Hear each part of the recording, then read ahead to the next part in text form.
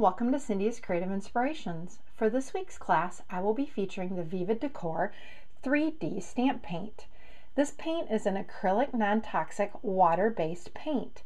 It's also waterproof, smear-proof, non-flaking, and it will not buckle your paper. The stamp paint is a heavily pigmented, sparkly metallic finish. It comes in 12 colors, 10 metallic and 2 matte finishes, some of which I have right here. For today's project, I will be using the rose metallic and the violet metallic. These come in an almost 2-ounce jar, and they can be applied to your project in a variety of ways. A regular paintbrush, you can use a sponge, you can use the finger daubers, or you can use a crumpled up piece of paper or paper towel. My favorite way is sponsors, and they look like this. This is the small one and this is the medium one. I use the medium one here most. However, for smaller detailed areas, the small sponsor works best. So I would like to show you how to make the Japanese Kanzashi flower. This is an origami fold, and the first thing you want to do is get aluminum foil. Now you want to cut out 7 pieces, 7 squares of 2 by 2. Take your foil, and the first step is to wrinkle, wrinkle, wrinkle. The reason you wrinkle the foil is to create areas where the paint can pool, because otherwise on foil it has a slippery surface and your paint will not have anything to stick to and it'll just slide away. And I actually use just a little tool to hold it because you can get pretty messy fingers. But you just want to apply the paint, and it is thick, or your entire piece of foil here. And you're going to do front and back. Once you get this all painted with your stamp paint, then if you like bling, you can apply glitter with a squeeze bottle to the wet paint. Now I use it in a squeeze bottle because I like to be able to directionalize where my glitter is going. And you're just going to squeeze, and what that does is it gets some of the glitter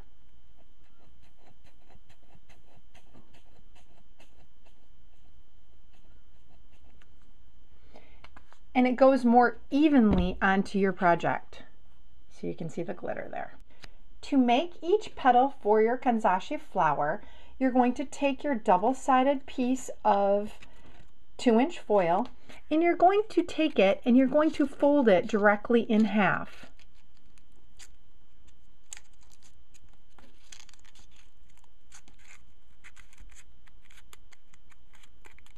And then you're going to take your corners and you're going to fold them up towards the middle so they meet in the center just like this.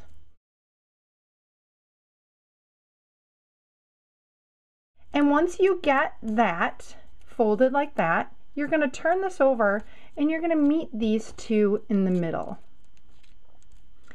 And then when you turn your flower back over, all you do is open up the two center here and here, and you have your petal. Now let me fold that for you again. And I'm going to use just a plain piece of foil this time. You're going to fold it directly into the center. Then you're going to fold both of the corners up to the center.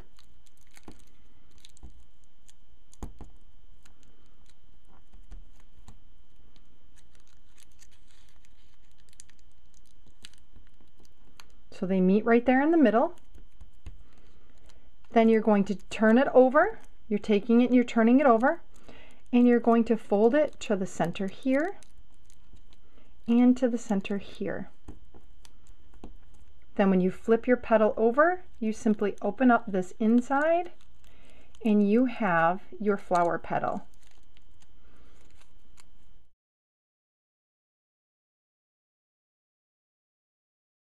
And then you can shape and make it into your rounded petal. Here is my card with my Kanzashi flower.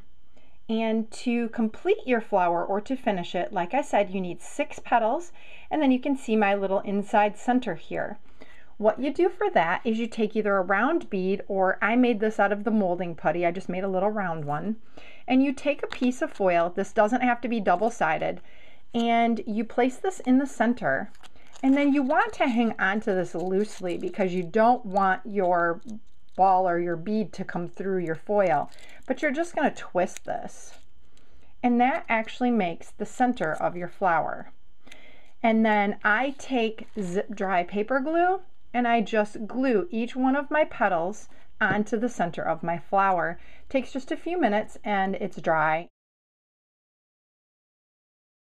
and it makes it gorgeous when you see all of the metallic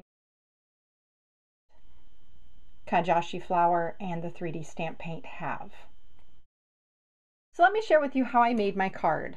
My background here is made using the templates from Crafters Workshop. And you can see here that I've done the pink out of this as well. Now this was a piece of hardboard that I did yesterday that's going to be a board book. And I'm going to take another page in that book and I'm going to show you how to do this.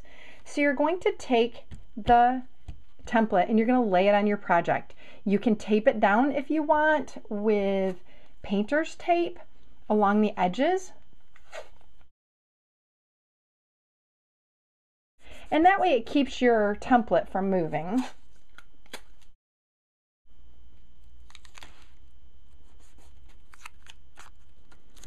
And then I'm going to take the medium spouncer and I'm going to stamp it into my paint,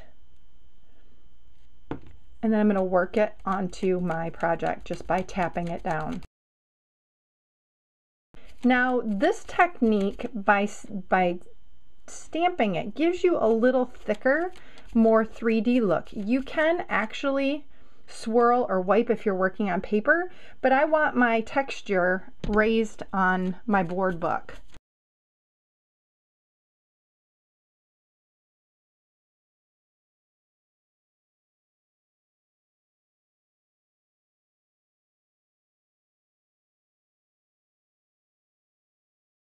We take this, we pull this away, and it reveals our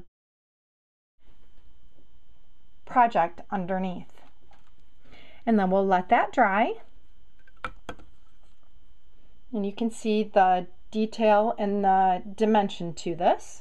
These are a couple other ones that I did using the basket weave one from Crafters Workshop.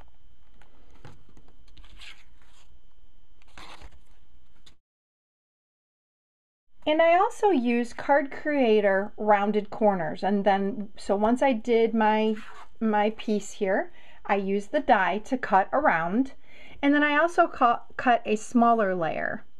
Then this right here is aluminum foil that I just took my spouncer on, and again I actually wrinkled it first, but I just took the spouncer and I put a layer on, and then I took my opulent oval Spellbinders die, which this is die number 5. It's the next to the largest in the set.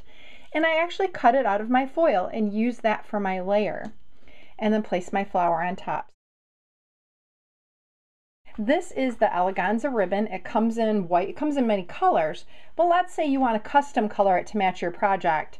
This I just laid down onto my nonstick craft mat, and I took this and just sponged over it, and I get a beautiful metallic ribbon that I can use on my project that matches my project. Here are a bunch of Color Me flowers, and I used the violet and rose color. So they come in a pack like this. They're the Stamping Scrapping Color Me flowers. So they're white, and all I did again was just took my spouncer and just colored the flower, and they came out beautifully once they were dry. And now it's just as easy as layering them, just taking them and layering all this pretty color here for a beautiful effect of a flower. And then because they have holes in the center, I'm just taking one of the crystal brads and you can actually poke it through the middle, the center, through all of these. And this will be a beautiful flower onto the front of your card. Go to the back side, and I have my beautiful flower that I created using two of the 3D stamp paints. Here is one of the little roses that I made last week, showing you with the molding putty, and then I cast it out of the ice resin, and then I colored it with my 3D stamp paint. Next week, I'll be back to spotlight some more techniques using matte finish colors. So happy creating! Thanks for watching. All of these items that you've seen in this video can be found on stampingscrapping.com.